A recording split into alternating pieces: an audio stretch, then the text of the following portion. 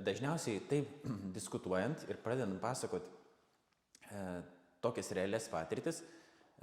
arba jos yra kažkaip nurašomos dėl to, kad aš tavęsgi nepažinau prieš tai ir nepažinau ten tų kitų žmonių, gal tu meluoji, tu pudrini smegenis, nes religingi žmonės yra linkę meluoti ir pudrinti smegenis. Nu,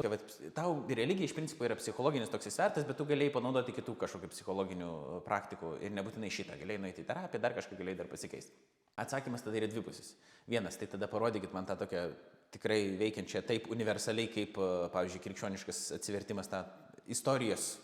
eigoje, tarsi ir dabar pasaulyje, taip veikiančią tą psichologinę tokią praktiką. Kitas dalykas, jeigu pradedi galvoti apie savo gyvenimą paties, tu matai, kad ir kokias psichologinės praktikas taikai, kai kurių va tokių gelonių neina ištraukta, yra tiesiog per giliai. Yra kažkas yra dvasiško, kam reikalingas yra dvasinis vaistas, dvasinė pagalba ir tai nėra vien tik psichologija, tavo mąstymas kažkoks, tau reikalingas tikras persikeitimas. Ir kai sakau, pavyzdžiui,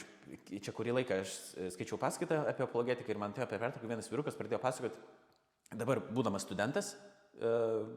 krikščioniškojo tikėjimo ten doktrinų, jisai pasako, kaip jisai buvo kalėjime, kaip jisai buvo Ir tu matai tą patį žmogų, kuris ten buvęs yra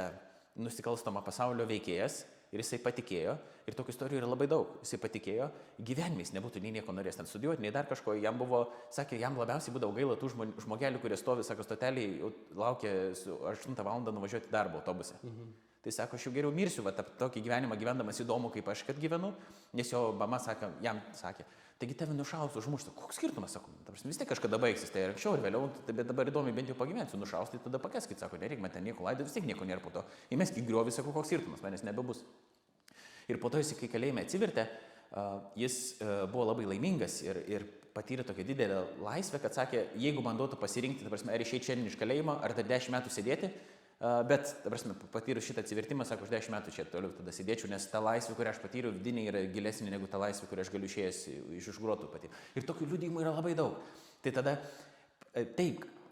reikėtų pradėti versti viską dabar aukštinkojom ir kai dažnai mes esam kaltinami, ne, kažkokią aroganciją, mes čia nurodinėjom, tas yra žmogus toks, jis ten turi dvasinę problemą arba dar kažką. O tai kaip arogancija tada tų krikščionių atžvilgių, kurie daug žmonių, kurie žino save, pažįsta kitų žmonės, žino, kokie jie buvo.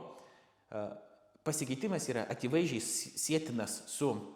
atsivertimu. Ar nėra arogantiška sakyti, kad viskas čia yra nesąmonė, viskas tik yra tavo psichologija. Toksai atrodo irgi, man atrodo pakankamai tokia arogantiška pozicija, kad nesvarbu, ką tu be pasakysi, vis tiek aš žinau geriau, kaip tau buvo, kad čia yra viskas tavo galvoje, tu gal dėl to pasikeiti, o aš tau sakau, dėl ko aš pasikeičiau. Ašgi žinau savo gyvenimą, ašgi mačiau, kaip